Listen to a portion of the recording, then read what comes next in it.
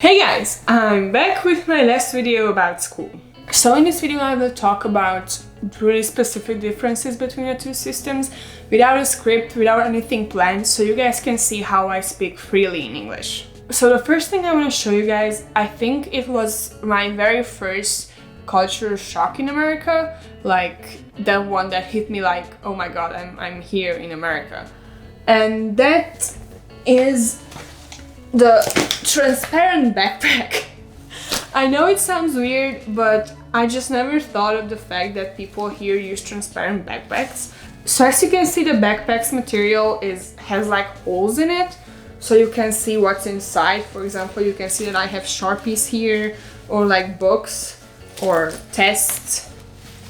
And this is mainly because of safety reasons. So if you didn't know that in America school shootings are pretty real, then I'm sorry to be the first one to tell you, but they are pretty real. In my area, they have been none, but schools are pretty strict about safety. So obviously here in America, a school is an educational institution, but its first duty is to keep the students safe. So first of all, we have to have transparent backpacks. Some schools even have metal detectors. The police is in our school, we have security guards, and if anything suspicious happens, they are there in the matter of seconds. So the school really knows that its main purpose is the students to be safe, not necessarily education. So for the second thing, I will need to open my backpack's biggest pocket, I think, because I want to talk about scan trends. Now, these are scan trends, and these are basically the papers you get when you're taking a multiple choice test. As you can see, there are like different numbers and the answers over there. And I don't know, like the first one, the answer was A, and it's correct because it's not marked over here. If one of your answers is incorrect, the printer puts a little mark there. Basically, these are corrected by printers, by machines, not by teachers. And as I mentioned in some of my other videos, multiple choice testing in America is pretty popular. What I mean by this is that almost all my tests are multiple choice. For example, this one was a Spanish test and this one was a history one. And it's not just because the teachers are lazy and they don't want to correct. It's mostly because the EOCs, like the Texas state exams, are taken in a multiple choice way. So I think only my math and English teachers are the ones who like want me to like show work during tests. But not all the time, so I had multiple choice tests in math and English too. Next one. So the third thing I want to talk about is the fact that here the schedule is daily and not weekly. So obviously you know that you can choose your classes, and that's mainly possible because you have the same classes every day. Do I think this is a good thing? Well, it certainly has benefits. Because for example at home we have one PE class per week. So in my opinion, one physical education class per week doesn't really help you. And this is not the teacher's fault, this is the system's fault. So when you give a teacher one class per week to teach something, it's really hard to actually get the curriculum done. So I think in the American system is way better that you have 5 classes per week from every subject. So for example, if you took history that year, you will know a lot of stuff from history because it's easier to learn something if you are faced with it every day. The fourth thing is lunch. So lunch in America is basically taken for granted. And I think I'm the one who's mostly annoyed by it because at home in middle school, I will put a picture of what we get. I don't know who would call that lunch, but it's like food, like the really low level of food. At least it's something during middle school, right? But in high school we don't get anything from our government. So if you bring lunch with you, you're good. If you don't, well, you still have the option to steal from the middle school kids. But in America you have lunch, and when I say you have lunch with options. So for example, if you don't like pizza because you're a monster, you can have a hamburger or you can have a salad. And I think there are like 5 different types of drinks. So you can have chocolate milk or regular milk or no fat milk or strawberry milk. Like there are a bunch of options. And for example, in my school, we have breakfast, lunch and supper for free. And that's not something every school has, so sometimes you have to pay for it, but not a huge amount. So what really bothers me here is when people, as I said, take it for granted and they don't appreciate it, and they just like get their lunch, get the pizza, get the tamales, get the whatever they want for lunch, and like taste it and like, oh, it's not that good, and then throw it away. And I'm like, well, why did you get it if you will just throw it away? Like, why?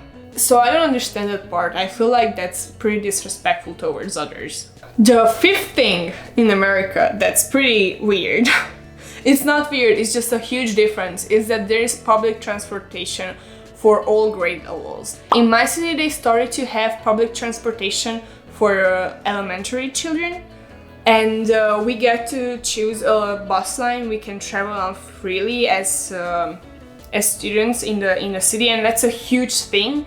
But again, that's only like my city. So the rest of the country is still without free transportation for students. And here, having a school bus is a huge help for a lot of people, because parents work a 9-to-5 job. So even if they can like drop you off to school, you get out of school at 4. So there's basically no one to take you home. One thing I have to address though is that the school buses only go to those parts of the city which are zoned to the school. So for example, if I live here in Rancho Viejo, there is a school bus to take me to school. But if I lived in another part of the city which is not zoned to veterans, I wouldn't be able to go to school by bus. Okay, and the fifth thing that I think that's like my favorite part of the whole school thing, is that people wear the school's shirts. And I will tell you what I mean by this. So I will go a little bit back so you guys can see. So I have this shirt, right? This shirt says Veterans Memorial, Chargers, it has Texas, it has Brownsville, the logo, the horse, everything. This is what I would call like a general school shirt. But I have a bunch of other shirts from school. And as you can see, there is one characteristic about them. It's all red, white or blue, because those are my school's colors. So this one is a general one, and what these shirts are about, these are basically ways to the school to make money, because they sell these shirts and we pay for these shirts and then we wear these shirts, obviously. But these shirts are, well, these shirts aren't the most expensive you can find out there, but they aren't cheap.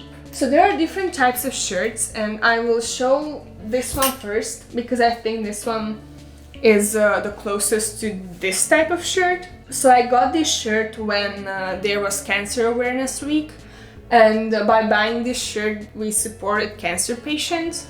So it has the school's logo on it, but it's more about the topic, so like cancer awareness, and people wear this usually in October, like during Cancer Awareness Week. I have other shirts here, for example, this one. So most of the shirts are usually for clubs or like sports. So this should be a fan shirt, and by fan shirt I mean that it's from a club and from a certain person, but it has no name on the back. So this is like just a general football team shirt, which I really like. I think it's super cool. It's one of my favorite shirts. But I have other fan shirts that I bought from other people. For example, this is from a track and field, and it's from a German exchange student. And I think this is my only short-sleeved shirt. And as you can see, it has like Chargers track and field, and then it has the person's name on it. I have one from Frankie. This is from powerlifting, and it has his name on the back. And I have two from swimming. One is Leslie's and it has a 25, and one is mine and it has an 11 because that's my lucky number. So, and yeah, there is like a nice pattern here, like a guy who swims, and it says Veterans Swimming and Diving 2020. So the clubs basically sell these shirts, so when they will have a competition or they want to spend money on something, they will have money. For example, so I show you the fan shirts which we were selling to other kids, to my friends, to family, and we got this shirt. This is a team shirt from swimming and diving. So this is gotten only by the team members. So you can't buy these, you can just get them if you're on the team. So what I like about these shirts is that everybody wears them, and it's kind of like a school pride, like you're proud of your school, it's not that you want to hide it.